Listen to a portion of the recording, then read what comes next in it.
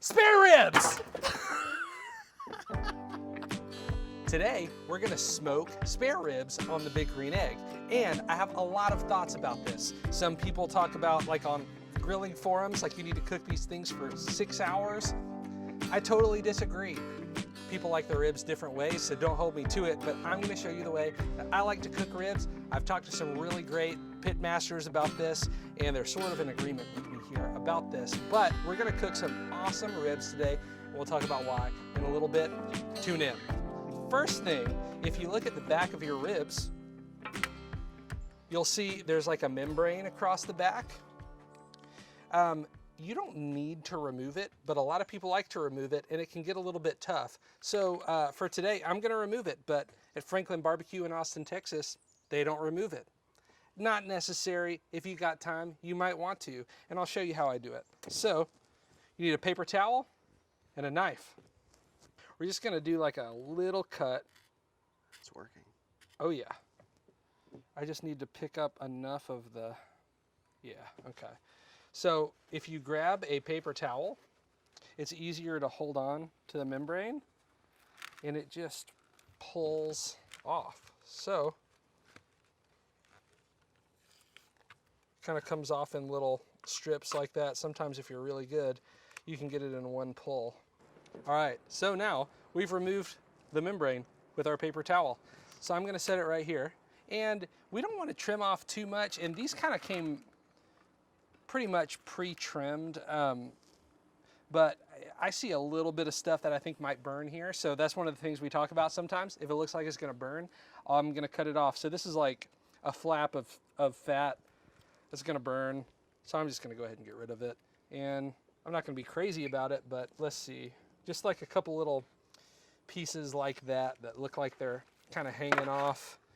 I go ahead and cut them. Now we're gonna go ahead and prep the ribs to cook. First thing we're gonna do is get some get some yellow mustard. Doesn't need to be a ton. The yellow mustard is here to help the rub stick to the ribs.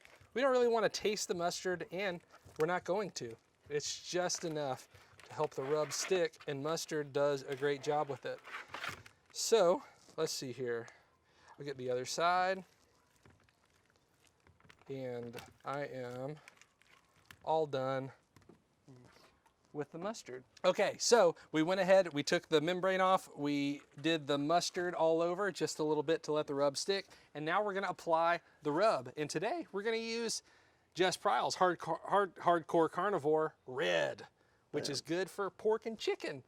And Kyle says potatoes, he likes them on there. Eggs. So it's whatever you like is what you do. And so we're gonna go ahead with our rub. We would be like a little bit more liberal on like a really thick piece. Somebody wants their mom. All right. Regular Mo. Regular Mo. All right, so I'm gonna go ahead and season the top.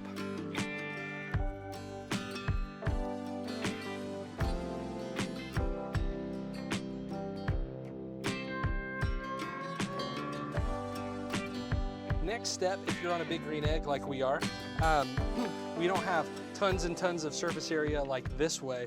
So I'm just gonna cut the rack of ribs directly in half. So if you're on a different smoker, you might not need to do this, but we're on a Big Green Egg, so I'm gonna go ahead and do that today. So I'm gonna find a bone like right in the middle of the rack.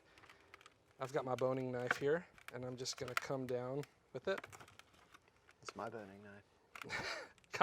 I have Kyle's boning knife. I'm so sorry. I just want them to know. I didn't give you credit. And that looks like it's about in half to me.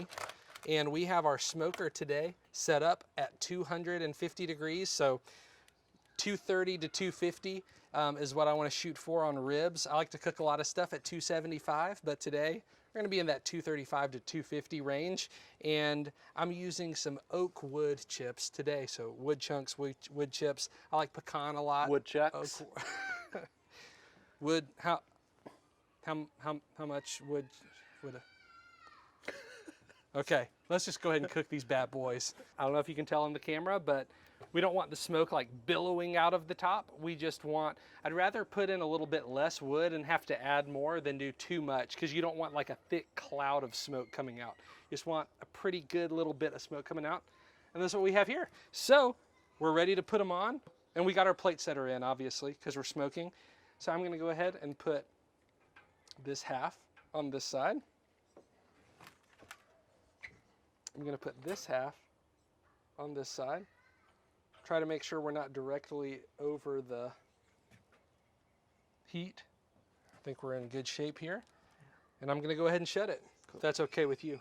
It's a fine. All right, so what we're gonna do on these spare ribs today, we're gonna leave them for 2 to 2.5 hours, and then we're gonna wrap them, but I'll explain that in a little bit. The ribs have been on the grill. The ribs have been on the Big Green Egg for 2 hours and 10 minutes-ish. And what I've done is I've laid out some aluminum foil here, 2 pretty big pieces of it, and I put some butter down, and next, I'm gonna take some brown sugar. Got a little spoon here.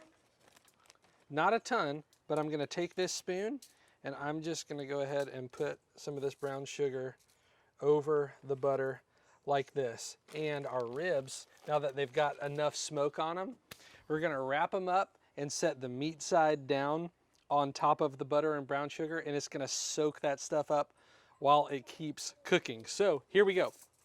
I'm gonna throw a glove on. I'm gonna grab some of my aluminum foil. And this is my makeshift way of grabbing hot things off the grill.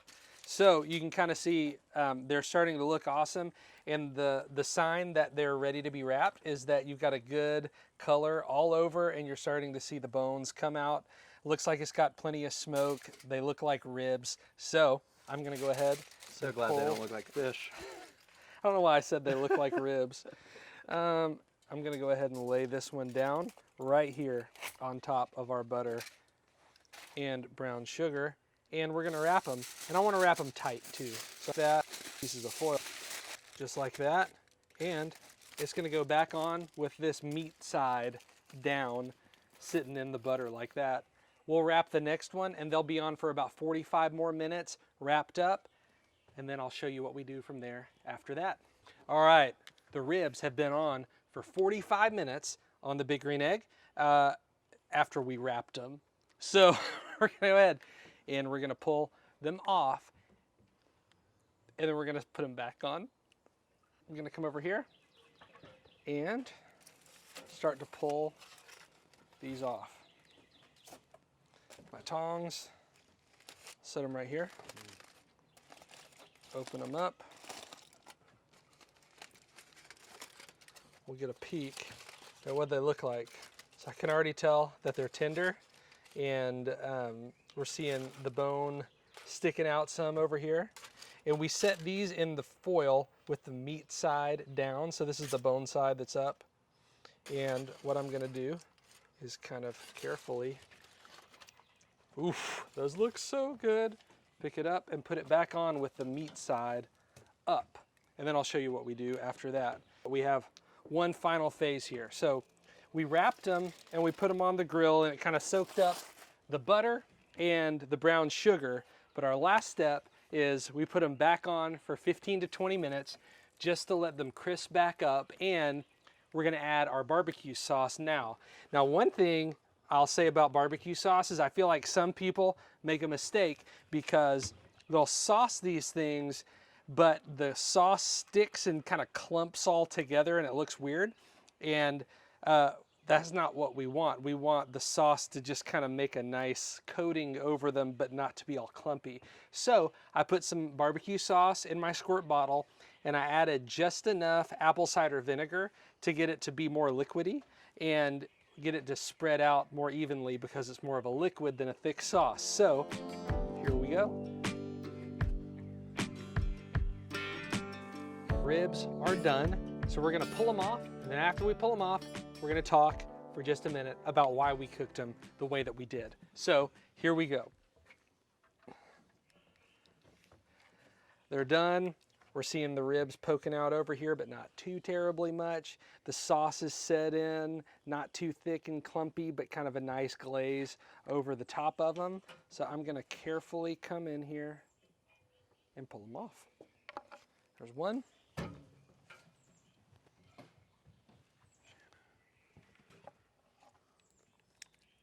So I'm gonna pick up one of the bones here. It's easier to do this when you can see the backside. Kyle, can you get like a shot of the back? See how you can see the bones all the way down? So it's easier to cut your ribs when you can see where the bones go because they kind of curve. So I'm going to come in here and make my cut, follow the bone all the way through until it comes off. And then I'm gonna get a good rib here from the middle that we can eat. Oh, they're so hot. Here, I'm gonna grab this. All right, here we go. Cut down. They're very tender, but they're still holding together. Which is what you want. It's exactly what I want.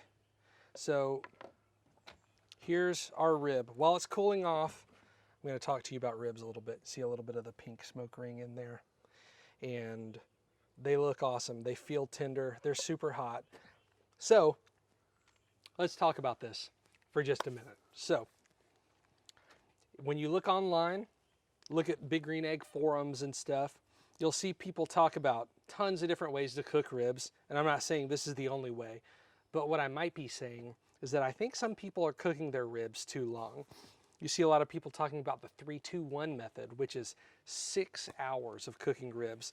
3 hours on, 2 more hours on, but wrapped in foil, and then 1 more hour on unwrapped. And people talk about your ribs like falling off the bone, and anybody can make ribs fall off a bone. You just keep cooking it until they disintegrate. They kind of fall apart and get mushy. And I don't know why you'd want to eat mushy meat. So the goal here is to cook a rib that's tender, but it still holds its form when you take a bite. And you can really tell when you take a bite and you can see like the mouth hole. You take a bite and it's like kind of intact, but it's still tender. That to me is what I think you would want. I mean, you can cook something all day long and it'll turn to mush and fall apart, but you know you did a really good job if it still kind of holds its form. So with that being said, you think it's time? Demonstration. Demonstration. Here we go. It's still so hot, but here we go. Whoa. Perfect mouth hole. There's got to be a better word for I want that. you to title this video Mouth Hole on the Big Green Egg. These turned out, to me, great because they're still tender, but they're not falling off the bone. They'll pull off the bone if you pull them off, but they're still holding their form. It's a good smoke flavor. We let them crisp back up with a little bit of sauce on top. And to me, that's what I think ribs should taste like and look like. So they cooked for a little over 3 hours, around 235 to 250 the whole time. And we put them on for 2 to 2.5 hours. Then we wrapped them in foil with butter and brown sugar for 45 minutes. Took them off, put them back on for 15 or 20 minutes to let this sauce soak in. And I think we made some really great ribs. And I don't think you need to be cooking them for as long as maybe you thought you needed to. So that's how I like to cook ribs, and I hope you enjoyed the video. Peace.